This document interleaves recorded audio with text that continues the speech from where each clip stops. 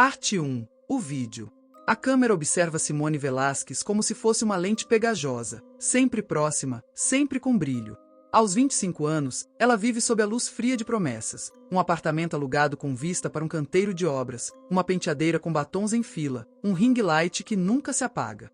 A fama foi seu objetivo, mais do que sucesso, o reconhecimento que a validasse. Nos vídeos ela fazia poses, sorrisos curtos, confissões escolhidas. Fora da tela, Simone tomava antidepressivos num copo d'água turvo. A receita ficava dobrada dentro de uma gaveta, como uma nota que ela preferia não ler. Rotina: acordar, gravar, responder mensagens, editar, postar. O som permanente das notificações compunha uma música que agora ditava suas horas. A normalidade era performática, atores aprendendo a acreditar em sua própria cena.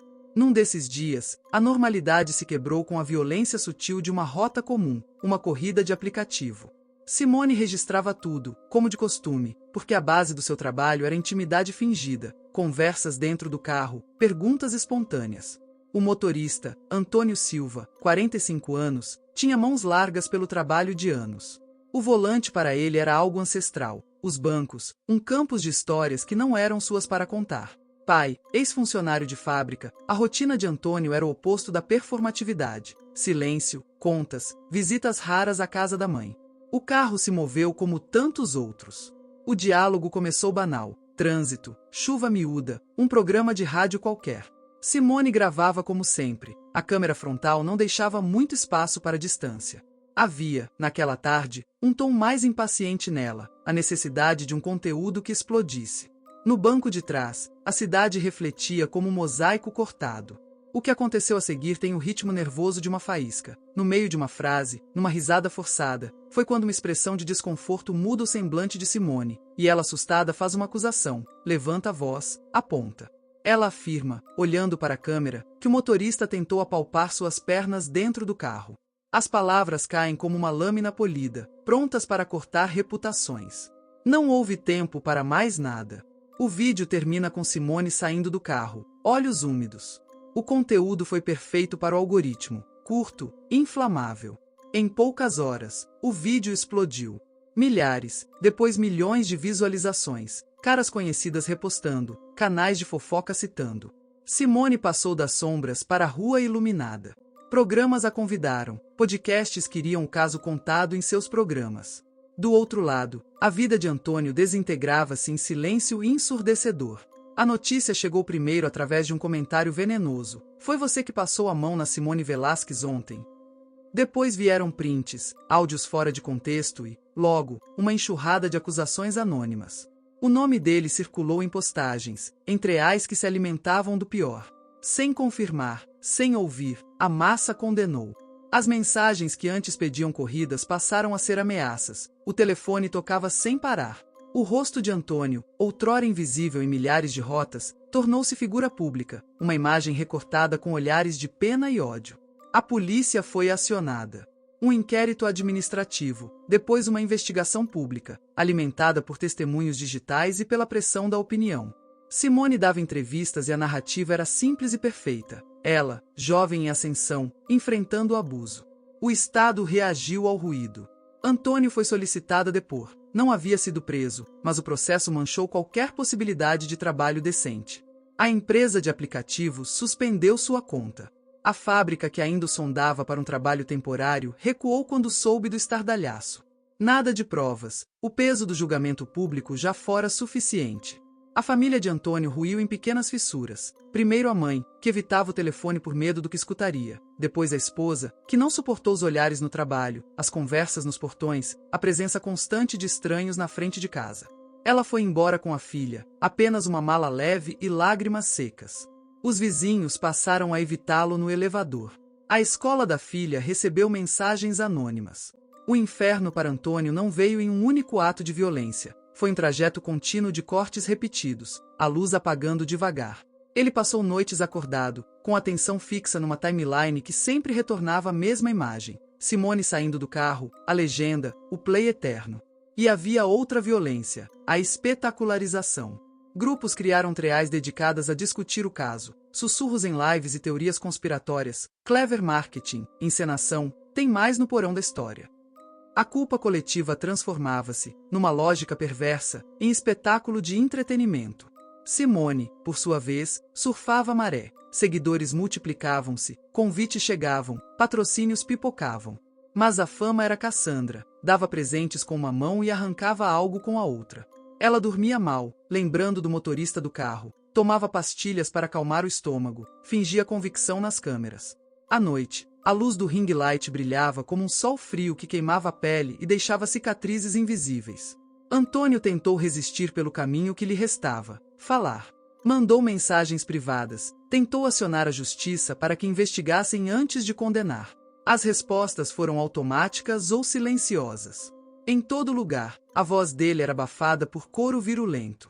Em sua busca por defesa, foi contatado por advogados oportunistas que cobravam caro, pelas piores vozes que faziam ameaças veladas e por jornalistas sensacionalistas.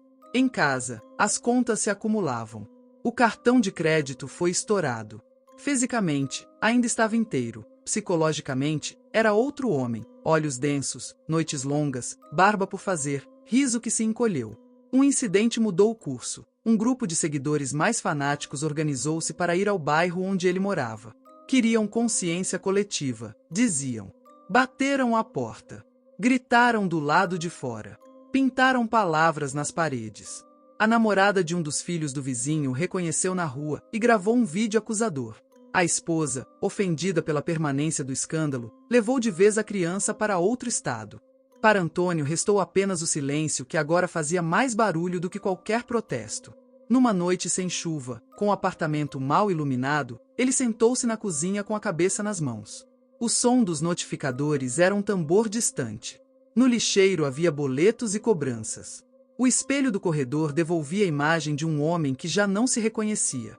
O primeiro ato anormal definitivo não foi um grito, nem um ataque físico. Foi a transformação da vida cotidiana em espetáculo, a troca da realidade pela tela. Simone sentiu o poder e a repulsa com a mesma intensidade. Antônio sentiu a privação de sua própria humanidade. O mundo viu e decidiu que ele era culpado. A notícia que começou com a emoção calculada de um vídeo terminou por pulverizar vidas. A cidade dorme com os olhos abertos. Outdoors digitais exibem trechos da entrevista de Simone. Nos subúrbios, uma porta se fecha e não há mãos para abri-la. Num quarto pequeno, Antônio segura uma faca de cozinha como se fosse a última verdade. Não há ação imediata, apenas a presença tensa da lâmina no escuro. A história plantou duas sementes, a fama que acende como incêndio, o homem que cai sem ruído porque ninguém lhe deu voz. Entre as duas, uma pergunta paira no ar como um fio de fumaça. Quem pagará pelo espetáculo? Parte 2. A caça. A fama para Simone era uma maré que varria tudo pela frente. Cada aparição redundava em números, e os números eram crédito para sustentar o castelo artificial que ela construíra. A agenda virou uma lista de comandos, gravações, entrevistas, contratos. Ela aprendeu a modular a voz para o estúdio e a raspar as fragilidades apenas o bastante para que parecessem verdadeiras diante de câmeras cheias. De noite, no hotel onde dormia entre aparições, as paredes pareciam mais grossas de tanto ruído, notificações, mensagens de ódio, tentativas de contato de desconhecidos. Há quem a chamasse de heroína, havia quem sussurrasse que tinha sido tudo planejado. Simone sabia que vivia de imagem. Sabia também que imagens mentem, e que às vezes as mentiras têm poder suficiente para se tornarem realidade. Antônio vivia sobra de si mesmo. As horas sem ordem o rasgavam. Gravava áudios longos que não enviava, escrevia cartas que queimava. Vagava por bairros, entregando currículos em mãos calejadas, recebendo portas no rosto. Às vezes, parava enfim diante de uma vitrine e observava corpos que ainda pertenciam ao mundo, casais às compras, mães com carrinhos. Era como ver a própria vida por uma janela sem vidro, próxima e inalcançável. A imprensa fazia o seu trabalho predatório. O vídeo que chocou a internet virou manchete. Palpites se transformaram em sentenças. Em um desses programas, um apresentador mais afoito reproduziu trechos do vídeo de Simone com uma voz que mastigava escândalo. Do outro lado, especialistas falavam em dinâmica de poder enquanto o público escolhia seu lado como quem escolhe um time. Na mesma madrugada, um coletivo digital publicou uma compilação de todos os comentários ofensivos contra Antônio. Eram como pedras jogadas por um mar inflamado, sem dono, mas com força suficiente para afundar alguém. Foi então que Roberto Garcia entrou na história. Roberto era um investigador de meia-idade com o rosto de quem leu muitos rostos. Tinha a paciência metálica de quem monta quebra-cabeças com peças que não combinam. À frente da delegacia, a rotina costumava ser burocrática, furtos, pequenos delitos, desentendimentos. Mas quando o caso explodiu, a chefia orientou uma atenção especial. Risco de linchamento virtual poderia escalar. Roberto viu no andamento da investigação duas coisas que a maioria não via ao mesmo tempo: a possibilidade real de injustiça e o padrão das redes, rastros, repetições, pegadas digitais que, se lida certo, indicavam movimentos. Com ele vinha Igor, jovem recém-ingressado na Polícia Civil, aprendiz de olhar rápido e dedos ágeis para dados. Igor era impaciente e idealista, ainda acreditava que a verdade podia ser costeada como um mapa. Roberto começou a trabalhar o caso como quem junta luzes, analisou uploads, horários, metadados. As conexões surgiram em detalhes pequenos: um trecho de áudio que havia sido repostado por um fã-clube, a menção a um posto de gasolina em um comentário, uma foto borrada tirada da janela de um carro. Para Roberto, eram fios, unidos, poderiam formar um caminho. Enquanto isso, no epicentro da fama, Simone não sabia da comunidade de ódio que fervilhava no submundo da internet. Parecia que quando a tela se apaga, tudo se dissolvia, menos a sensação de emergência no peito, uma pressão que ela tratava com comprimidos. Em privado, falava com sua agente, Clara, que cuidava da parte mais técnica do show. Clara era pragmática, com feições duras de quem sabia que emoção rende dinheiro. Não suma da rede. Se a gente tirar o conteúdo agora, eles vão dizer que você admitiu culpa, dissera ela numa conversa de hotel. Assim, mantinham a conta ativa, alimentando o público. Essa decisão, manter a conta intacta, seria, mais tarde, um dilema moral gigantesco. No presente, era estratégia. Manter o alcance significava manter convites, publicidade, contratos. E contratos eram a respiração de Simone. Antônio, por outro lado, começou a buscar por formas de justiça que fossem humanas. Procurou um advogado que trabalhasse pro bono, bateu na porta de jornalistas independentes, tentou gravar um vídeo curando sua própria versão da história. Nada adiantou. As plataformas fechavam as portas com mensagens automáticas. Não encontramos violação dos termos. Ouvi-lo em público parecia mais inviável do que afogá-lo na própria língua. A narrativa do episódio concentra-se na lenta construção do plano de Antônio, não por tática fria, mas por desespero. Ele não é mostrado como um monstro instantâneo, o roteiro reconstrói em camadas. Um homem que perde o emprego, depois a casa, depois a família, até a última camisa ser apenas mais um objeto sem importância. A câmera da história acompanha esse derretimento cotidiano, a faca esquecida na pia, um bilhete não respondido pela ex-mulher, as contas dobradas por cima da mesa. Antônio, agora sem redes de apoio, começa a frequentar locais onde a fama de Simone ainda ecoava: cafés, estúdios, eventos pequenos. Observa a distância. O plano nasce como murmúrio. Se não pode ser ouvido pelos juízes sociais, fará com que aqueles mesmos julgadores assistam. A ideia que se cristaliza é violenta e definitiva: obrigar a mulher que o expôs a encarar a plateia que o crucificou. Mas, em sua mente, é mais que espetáculo, é reparação de uma ferida que não cicatrizou. A tensão cresce por dois eixos paralelos: o cerne emocional de Antônio que se arma para o ataque e a investigação que costura fios. No meio está Simone, cada vez mais desgastada. As aparições transformam-se em performances mecânicas. Às vezes, ela chora no camarim e alisa a pele como se passasse um verniz. O público, entretanto, não quer ver as fissuras sóbrias, quer espetáculo. E o espetáculo estava prestes a acontecer. Numa sexta-feira chuvosa, Simone aceita uma entrevista ao vivo em um estúdio externo, um evento que promete muitos espectadores e mais números para alimentar a onda. A produção monta um pequeno palco em frente a um café movimentado. Fãs se acumulam atrás de grades. Câmeras pontuam o ambiente como olhos sérios. Entre a multidão, rostos que aplaudem e rostos que esperam vingança. Antônio está lá. Não aparece na câmera do público. Está por trás, no lado de fora das grades, observando. A entrevista ocorre com sua cadência viscosa. Perguntas, respostas ensaiadas, hashtags sendo proferidas. Simone sorri quando conveniente, chora quando necessário. A plateia reage. No intervalo, ela acena e desce do palco para cumprimentar, cercada por seguranças que a tocam com distância profissional. Esse é o momento em que os fios paralelos se cruzam. Antônio vê a oportunidade. Ele não parte para uma violência pública. A história evita um choque massivo ali, preservando a tensão.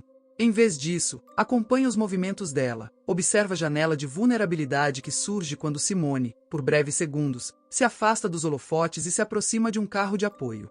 O sequestro que acontece a seguir é brusco e amargo. O mundo que Simone conhecia torna-se imediato e cortante. Há um segundo de contato. A mão de Antônio segura o braço dela com uma força inesperada. O grito é curto, abafado pelos ruídos de rua. Ninguém, nos instantes iniciais, entende o que aconteceu. Alguns acham que é cena, que faz parte do roteiro. As pessoas filmam. A multidão digital, sempre pronta para domesticar o real em espetáculo, transforma o possível crime em conteúdo. Um empresário do evento, antes de entender, grava com o celular, acreditando que é encenação. Simone sente a mão dele como algo incômodo e final. A câmera interna do seu corpo registra o pânico. O gosto metálico da adrenalina, o cheiro forte do suor e da maquiagem misturados, a sensação de ser subtraída do cenário que a alimentava. Antônio arrasta-a, sem grandes arroubos, como quem executa um ato que já vinha sendo contado em sua cabeça há muito tempo. Num carro que parte em velocidade moderada, longe dos aplausos, o mundo de Simone muda para um espaço mais pequeno e mais sombrio. A notícia do sequestro é confusa nas primeiras horas. As redes ficam frenéticas, uns acham que é performance, outros que é montagem, outros ainda divulgam teorias. O que Roberto observa, frio no escritório, é o eco digital. O perfil de Simone começa a emitir posts não programados. Mensagens curtas e imagens erráticas são publicadas de dentro do celular que desapareceu com ela. Igor, ao ver os uploads e cruzá-los com os locais possíveis, sente o nó da investigação apertar. Aqueles sinais digitais podem ser uma arma e, ao mesmo tempo, a pista que precisam. Roberto ordena medidas imediatas, equipe de campo, bloqueio de rotas, contato com plataformas para preservar a integridade dos arquivos. O episódio termina com imagens sobrepostas. De um lado, vídeos ao vivo da plateia que ainda aplaudia. Do outro, a pequena cabine de um carro em movimento, onde Simone soca a janela, respira, tenta gritar, sente as amarras da nova realidade. Antônio, ao volante, não sorri, está tenso, concentrado. A faca que antes segurara descansa no porta-luvas, metálica e inútil por hora. Uma notificação surge na tela do celular de Simone. O Instagram dela, ainda ativo, acaba de publicar um story que ninguém gravou. Uma imagem escura, trepidante, com palavras curtas escritas com letras tremidas. Vocês assistem. A transmissão que se inicia naquele story é um novo palco, não para a audiência, mas para um desastre que transforma voyeurismo em arma. No fim, a cidade digere a notícia como um ferimento que lateja. A polícia corre, a imprensa se espalha em direção contrária, os fãs se dividem entre incredulidade e espetáculo. Roberto pergunta, calmo, a si mesmo e ao seu parceiro, se o perfil ficar no ar, podemos usar isso. Se tirarem, perdemos pistas. A decisão que vinha sendo tomada nos bastidores, manter o perfil ativo para rastrear sinais, assume peso. Enquanto isso, na estrada que leva a um lugar ermo, o carro segue com sua carga humana, e a transmissão que começa naquela tela fará o país assistir, em silêncio e com brilho nos olhos, ao desenrolar de um horror que muitos ainda acham ser entretenimento. Parte 3. O espetáculo da dor. O carro avança para fora da cidade como um bicho cego. A chuva se transforma em uma película fina sobre o vidro, e a estrada parece não ter fim. No banco de trás, Simone tenta respirar, mas o ar tem gosto de borracha e medo. Suas mãos agora estão amarradas com fita plástica, o rosto úmido de lágrimas e maquiagem borrada. O corpo treme, não só de frio, mas de incredulidade. Antônio dirige com os olhos fixos na linha da pista. A expressão dele é uma mistura de exaustão e foco doentio. Há uma calma terrível em seus movimentos. A cada quilômetro, a distância entre o homem que foi e o homem que se tornou aumenta, e ele parece aceitar isso. No rádio desligado, o reflexo dos dois é cortado pela escuridão. O som dominante é o do motor, intercalado com a respiração curta de Simone. Ela tenta falar, mas a voz sai trêmula. Por favor, sussurra, a garganta seca. Antônio não responde. Ela insiste, o desespero ganhando corpo. Eu pago, eu falo o que quiser, eu posso. O carro entra por uma estrada de terra. Lama cobre os pneus, galhos arranham a lataria como dedos longos. Ao final, uma construção abandonada, um antigo galpão de serralheria, de paredes rachadas e cheiro de ferrugem. O interior é um túmulo úmido, o chão coberto de pó e ferramentas velhas. Antônio a puxa pelo braço. O corpo dela parece leve demais, quase sem resistência. O som do plástico sendo cortado pela lâmina ecoa. Ela está livre das amarras, mas não da situação. Ele a amarra novamente, desta vez em uma cadeira no centro do galpão, sob uma lâmpada pendurada por fios tortos. Você sempre quis uma plateia, não é? Ele diz, olhando para o celular dela. Agora todo mundo vai assistir. Antônio liga a câmera. A luz vermelha pisca. A imagem treme, o começo de uma transmissão ao vivo. Na tela do mundo, o perfil de Simone volta a transmitir. No início, ninguém entende. Os comentários explodem. É performance. Marketing pesado. Tá com filtro? Deus, isso é real. Antônio se aproxima da lente e fala. Boa noite, internet. Meu nome é Antônio Silva. A voz é calma, articulada, sem grito. Eu fui o motorista de aplicativo que essa mulher destruiu. O chat enlouquece. Emojis, gargalhadas, ofensas, aplausos. A tela é uma multidão faminta. Ele continua. Ela mentiu. Disse que eu tentei fazer algo com ela. Mentiu, e o mundo acreditou. Agora ela vai contar o que fez. Aqui. Para vocês. Simone nega, chora, balbucia que está sendo sequestrada.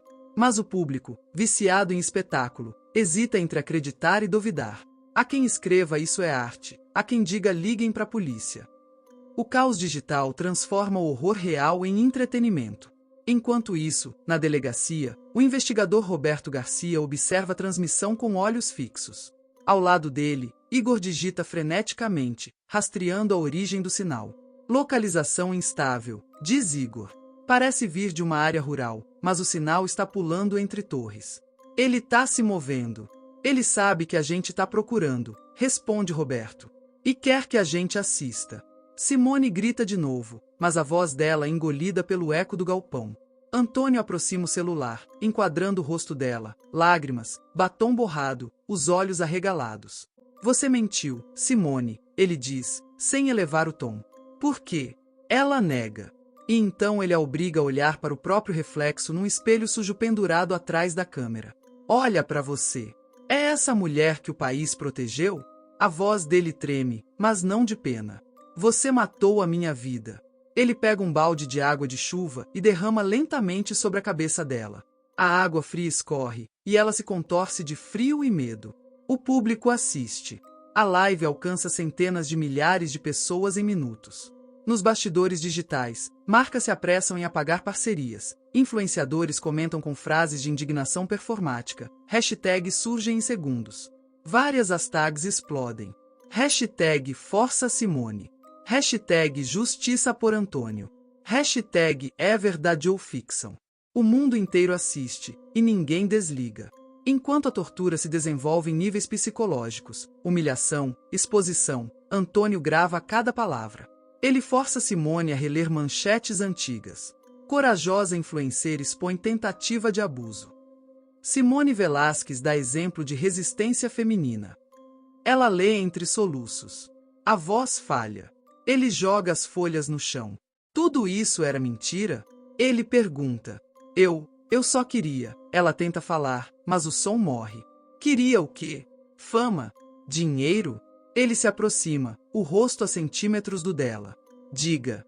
O silêncio é uma corda apertando o ar. Simone finalmente fala. Eu só queria que olhassem para mim. A confissão é quase sussurrada, mas reverbera como explosão. Antônio dá um passo para trás. A câmera continua gravando.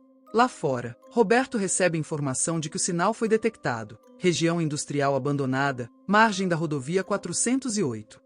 Ele ordena a mobilização das equipes. Vamos pegá-lo antes que ele a mate. Mas dentro do galpão, o jogo psicológico atinge outra camada. Antônio, exaurido de emoção, começa a chorar. Você destruiu tudo. Minha mulher, minha filha, eu perdi tudo. E ninguém ouviu. Ninguém quis ouvir. Ele passa a mão no rosto, tenta secar as lágrimas. Agora eles estão ouvindo, não estão? Simone observa, o medo misturado a uma culpa que finalmente ganha forma. Eu não sabia que, começa, mas ele a interrompe com um soco. Sabia, sim. Ele grita. Você planejou tudo. Ensaiou, editou, publicou. Disse que era o motorista, mas podia ser qualquer um. Eu só tive o azar de estar ali. Ele respira fundo, o corpo trêmulo. A câmera treme também, capturando o caos. Um homem destroçado tentando dar sentido à própria ruína. Enquanto isso, na central da polícia, Igor intercepta comentários que mencionam um som de trem ao fundo da transmissão. Pode ser perto da linha férrea, ele diz, digitando. Boa pista. Roberto pega o rádio. Mandei unidades próximas a 408, depois do viaduto industrial. O tempo corre. No galpão, Antônio pega o celular e se volta para a câmera. Vocês acham que ela é vítima? Não. Ela é o espelho de vocês. Todos querem fama. Todos sacrificam alguém por curtidas. A live chega a 1 milhão de espectadores simultâneos. Graças ao pedido para que a plataforma não derrubasse a transmissão. O circo digital continua. Simone, exausta, tenta falar. Antônio, me escuta, eu não aguento mais. Nem eu, ele responde. Mas você ainda tem algo que eu não tenho. O quê? Ela pergunta, confusa. Audiência. Ele aproxima o celular, grava o rosto dela de perto. Agora, você vai pedir desculpas. Ao vivo. Para todo mundo. Ela hesita. Ele levanta a faca. A lâmina reflete a luz intermitente. Diz. A voz dela é um fio. Eu menti. Ela respira fundo. Foi tudo planejado. Perdão. As palavras ecoam no galpão, atravessam a tela e explodem na internet. O chat enlouquece. O mito se desfaz em tempo real. Mas a confissão não traz paz. Antônio larga a faca por um instante. Cai de joelhos. Tarde demais, ele murmura. Do lado de fora, o som de sirene se aproxima. Roberto e a equipe cercam o perímetro. O mapa confirma a localização. No galpão, Simone ouve as sirenes e grita. Socorro! Antônio sorri pela primeira vez. É um sorriso vazio. Era para ser só isso. Um vídeo. Só isso. Ele se levanta devagar, pega o celular, ajusta a câmera para ambos. Último vídeo. Simone. Final. O último vídeo. A chuva caía como se quisesse apagar o mundo. Roberto Garcia desceu do carro com o casaco encharcado, o farol das viaturas cortando o breu da estrada rural. O som do motor ainda quente misturava-se ao coro de sirenes. A equipe tática já estava posicionada. Um galpão velho, escuro, jazia no meio do nada, a porta de ferro entreaberta, uma luz trêmula escapando por uma fresta. É aqui, disse Igor, o jovem investigador, segurando o tablet que exibia o sinal rastreado da live. A transmissão vem direto desse ponto. Roberto fitou o prédio por um momento, o rosto tenso. Preparem a entrada. Sem tiros até confirmação visual da vítima. Dentro, o tempo se movia diferente. Simone estava amarrada, os pulsos machucados, o corpo curvado sobre si. O rosto estava sujo de poeira e lágrimas, a pele marcada pelos últimos minutos de desespero. Antônio andava em círculos, segurando o celular como quem segura um espelho que o obriga a encarar sua própria alma. O som das notificações ainda ecoava, o telefone vibrava com menções, comentários, compartilhamentos. O público seguia ali, faminto, debatendo, julgando, rindo. Milhares de pessoas, cada uma com seu palpite, alimentando o inferno. Antônio respirava ofegante. O corpo dele parecia prestes a colapsar. Você ouviu o barulho, Simone? Ele perguntou, sem olhar para ela. São eles. Vieram salvar você. Ela tentou falar, mas a voz saiu arranhada. Por favor, não faça nada. Ele virou o rosto lentamente, os olhos fundos. Agora você quer piedade. Mas onde estava sua piedade quando eu gritava para ser ouvido? Quando perdi tudo? Quando minha filha perguntava por que as pessoas me chamavam de monstro? Simone chorava em silêncio. Eu não sabia. Sabia, sim. A voz dele era um corte. Você sabia o que fazia quando apertou o botão de postar. Ele caminhou até o canto e pegou a faca que deixará no chão. A lâmina, suja de poeira, refletia o tremor da luz. Você me matou por dentro, Simone. Agora o mundo inteiro vai assistir o final. Do lado de fora, os policiais se posicionavam. Luzes desligadas, ordenou Roberto. No meu sinal, entra. O investigador sentia o peso do momento. Não era só uma operação, era o reflexo de uma sociedade que transformou dor em entretenimento. Ele olhou para Igor. Ele está transmitindo. O que vier agora o mundo vai ver. Igor assentiu. O feed ainda está ativo. A câmera está apontada para eles. Antônio segurou a faca. Sabe o que é mais irônico? Ele disse. Foi a sua mentira que me ensinou a falar com as pessoas. Agora eu sei o que elas querem. Querem sangue.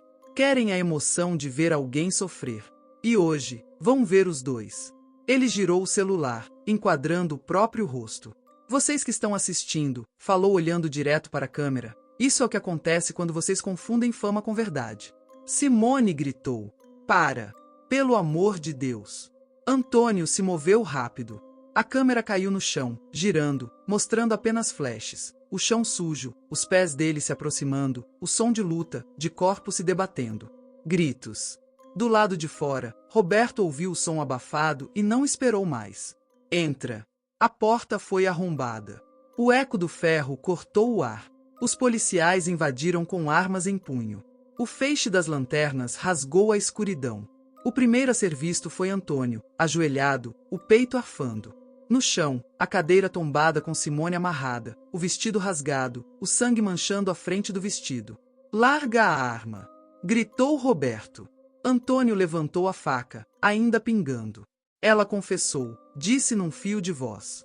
Todo mundo viu. E vendo que Simone ainda estava viva, Antônio se prepara para mais um golpe de faca. E antes que ele alcançasse Simone, o disparo ecoou. O tiro atingiu o peito dele. Antônio cambaleou, soltou a faca e caiu de joelhos, os olhos fixos em Simone. A boca dele se moveu pela última vez. Agora, eles vão acreditar. Silêncio. Só o som da chuva lá fora e da respiração de Simone, curta, dolorida. Roberto correu até ela, pressionando o ferimento. Segura firme. A ambulância está vindo. Ela olhou para ele, o olhar vazio. Ele fez live, tudo. A gente viu. Respondeu Roberto, sem conseguir esconder a tristeza. Lá fora, os faróis da ambulância cortaram o breu. Igor recolheu o celular do chão, a tela ainda ligada, a transmissão agora encerrada. Mas as notificações não paravam. Comentários ainda pipocavam. Meu Deus, era real. O cara morreu. Isso é cinema. Quantos views deu? Igor olhou para o telefone, enojado. Eles estão tratando isso como se fosse um reality show. Roberto se levantou, o olhar pesado. Porque para eles é. O horror agora é um conteúdo. Ele olhou para o corpo de Antônio sendo coberto por um lençol. E ele pagou o preço mais alto por tentar ensinar isso. Horas depois. A madrugada na cidade é um reflexo do caos. Os noticiários reproduzem trechos do vídeo. Hashtags viram trending topics. Especialistas comentam os limites da fama digital. Simone está no hospital, sob custódia. O ferimento não é fatal. Na tela do celular de Roberto, a notificação final aparece. @Simone Velasquez, Live Record, 52 milhões de espectadores simultâneos. Ele apaga o visor com raiva e murmura. O mundo assistiu um assassinato e chamou de conteúdo. Ainda no hospital, dias depois, Simone é interrogada por Roberto. Ela está pálida, o rosto ainda coberto por curativos, por conta do soco de Antônio, mas o que chamava mais atenção era o olhar, vazio. Por que você mentiu, Simone? Ele pergunta. Ela respira fundo, olhando para o gravador sobre a mesa. Porque eu precisava que alguém me visse. Roberto a encara por longos segundos. E agora? Sente-se vista? Ela sorri, um sorriso quebrado, sem brilho. Agora, eu me sinto vazia. Não precisa se esforçar, policial. Chega de mentiras, eu admito minha culpa, eu fiz aquilo, inventei tudo e destruí a vida daquele homem. Pela primeira vez, eu entendo o peso real da palavra influência, não como fama, mas como ferida. O que fiz não pode ser desfeito, nem explicado, nem perdoado. Simone fecha os olhos, respira devagar e diz quase num sussurro, para si mesma. Eu mereço tudo o que vier. Na tela de um celular qualquer, uma notificação surge. Vídeo completo. O caso Simone Velasquez. Análise e bastidores. O número de visualizações sobe em tempo real. A humanidade assiste, comenta, compartilha. O corpo de Antônio, ainda no necrotério, está em silêncio absoluto. Mas o som que ecoa sobre ele é o mesmo de antes. O toque de uma notificação.